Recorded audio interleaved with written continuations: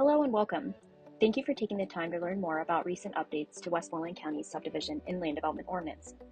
The goals of this video are to provide a high-level overview of Westmoreland County's newly adopted ordinance, as well as provide some general context and reminders related to the administration of the ordinance. This ordinance is essential as it guides how land is divided and developed, which impacts everything from local infrastructure to community growth. Before we dive into the updates, Westmoreland County's Subdivision and Land Development Ordinance is administered by the Westmoreland County Department of Planning and Development, Planning Division. In addition to administering plan reviews under the ordinance, the Planning Division is also responsible for overseeing and tracking implementation of the county's comprehensive plan, Reimagining Our Westmoreland.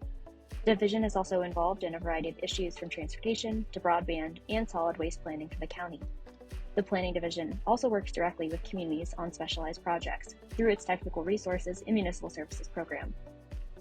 Subdivision and land development ordinances, also called SALDOs, are the most common form of land use regulation within the Commonwealth of Pennsylvania.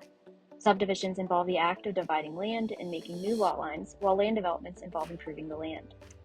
Subdivision and land development ordinances are governed by the 1968 Act 247, the Pennsylvania Municipalities Planning Code. Both municipalities and counties use this form of regulation.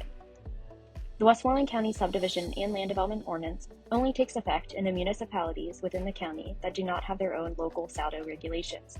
Enactment of a SALDO by a local municipality automatically repeals the application of the county's ordinance in that municipality. In Westmoreland, 33 out of the county's 65 municipalities are subject to the county Subdivision and Land Development Ordinance. The other 32 municipalities have their own locally adopted SALDO which prevails. While this list can change, adding or removing communities, it doesn't change very often. If a municipality is interested in opting out of their own local SALDO, all it takes is a municipal resolution and notification to the Westmoreland Planning Division. Westmoreland County's updated SALDO, which is granted power by the Pennsylvania Municipalities Planning Code, was adopted on July 31, 2025 by the Westmoreland County Board of Commissioners. The new ordinance takes effect on January 1, 2026 at 12:01 a.m., which has allowed for a 5-month grace period for individuals, surveyors, and developers to familiarize themselves with the changes. Since Westmoreland County's last SALDO was adopted in 2013, the Planning Division began preparing the updated ordinance in earnest in 2019. Prior to the official public comment period, the drafted ordinance was provided to affected municipalities for comment and feedback. An engagement meeting was also held with a focus group composed of local realtors and developers to compile feedback on the draft ordinance. The newly adopted ordinance also reflects input, feedback, and verification from the Westmoreland Conservation District, the Westmoreland County Department of Public Safety, the Westmoreland County GIS Department, Westmoreland County Recorder of Deeds, and the Westmoreland County Bureau of Roads and Bridges. Ultimately, SALDOs aim to protect the health, safety, and welfare of communities, to establish reasonable design standards, establish procedures for the orderly layout of land, to ensure necessary improvements like roads and stormwater facilities are provided, to protect groundwater, and to protect the public and environment from natural hazards. The general process for plan review and approval under the Westmoreland County SALDO involves submission of one paper copy of the plan, a completed application which is available online, and a paid fee. Checks can be made payable to Westmoreland County Planning. Next, staff will complete a review of the plan under the requirements of the ordinance. Then a review letter outlining any revisions necessary will be provided to the owner or developer, surveyor or firm, and municipality. Next, the surveyor or firm makes necessary revisions to the plan. Then the plan can be signed by the owner, notary, surveyor, municipality, and county planning. Finally, after all signatures, seals, and dates are acquired, the plan can be recorded and new deeds should be prepared and recorded. Organization of the new ordinance is generally remaining the same with its 9 articles. While there are no new articles, there are new sections and subsections within Article 5, Design Criteria, which mainly pertain to land development plans. Now we're going to dive deeper into the new ordinance, highlighting several of the updates as well as some existing requirements. Please keep in mind that this overview does not include all of the applicable changes or existing requirements, and individuals are encouraged to review the ordinance and summary of important changes document to familiarize. Anyone with questions about the ordinance is encouraged to reach out directly to the Westmoreland County Planning Division. Article 2, Definitions. Several definitions have been added to the ordinance in an effort to provide clarity, consistency, and guidance, including definitions for accessory building, existing condition, non-building waiver, and more. This includes updated definition for land development to be consistent with the Pennsylvania Municipalities Planning Code updated definition. A land development involves improvement of one or more continuous lots for any purpose involving a group of 2 or more residential or non-residential buildings, or a single non-residential building. the division or allocation of land for the purpose of streets, common areas, condominiums, or other features. Pump stations, compressor stations, mines, oil and natural gas wells, solar farms, and the like are also considered land developments under the new definition.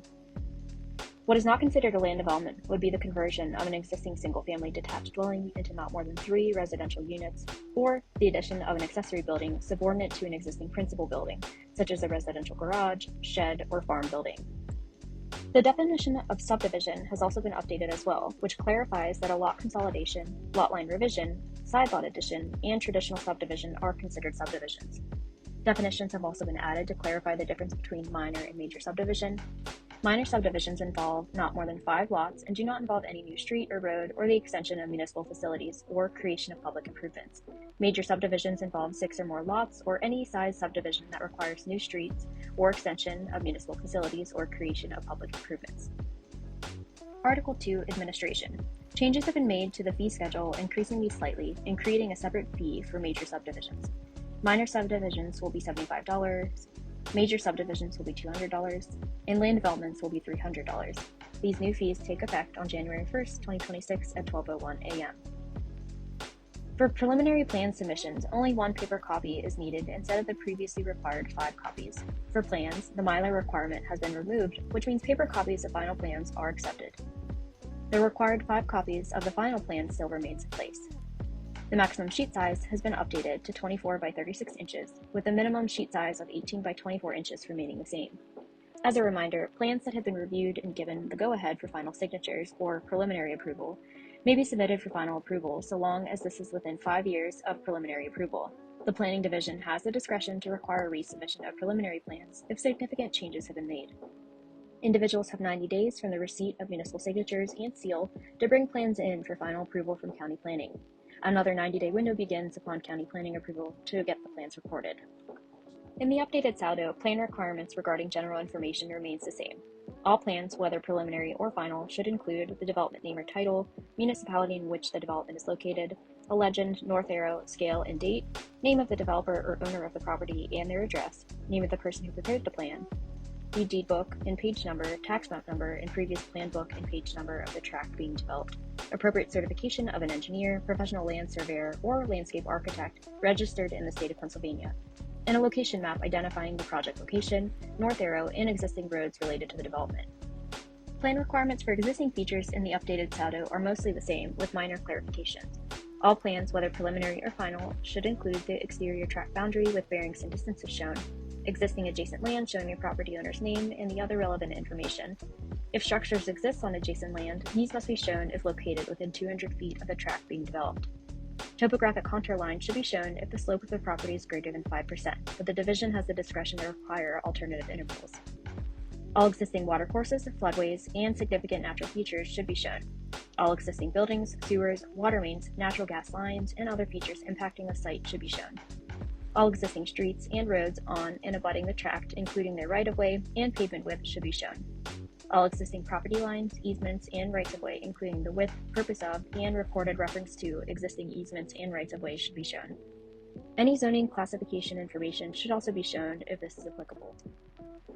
Plan requirements for proposed improvements are mainly remaining the same, with some minor clarifications.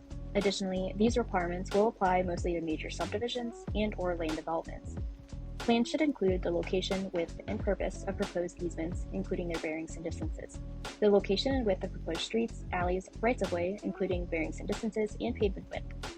All proposed rights-of-way must include a cartway. All easements and rights-of-way should include a description of the nature and extent. And major subdivisions and land development should include the layout of lots, cross-sections, profiles, and design of proposed public improvements, among other requirements for proposed improvements. For land developments, while the scope and scale of a project may differ in terms of required planning and the types of sheets included, the updated ordinance outlines general sheets that may be needed for review and approval, including a cover sheet with necessary information, certification sheet for signatures and seals, general notes pertaining to the land development project, an existing conditions plan, a site demolition plan if applicable, site plan showing the location of all proposed improvements, a grading plan, erosion and sedimentation control plan, post-construction stormwater management plan, a utility plan showing the location and connections to water, gas, sanitary sewer, and electric utilities, construction details including profiles and cross-sections of proposed improvements, landscaping plan, a lighting plan, and any other supplemental items, such as a glare or noise report, decommissioning plans for solar developments, lease agreements, and traffic impact studies in transportation demand management solutions. Traffic impact studies are only required if the development is expected to have 3,000 or more average daily traffic or have a significant impact on highway safety or traffic flow, even if it doesn't meet the average daily traffic threshold of 3,000. In the updated ordinance, the design criteria sections have been more substantially enhanced and added to. For general design criteria, guidance has been provided to encourage subdivisions and land developments to generally be consistent with the municipal and/or county comprehensive plan. Plans should be designed to address the opportunities and limitations of a site and its adjacent surroundings, so buildings should be placed in consideration with the site's topography, existing vegetation, and surrounding land uses.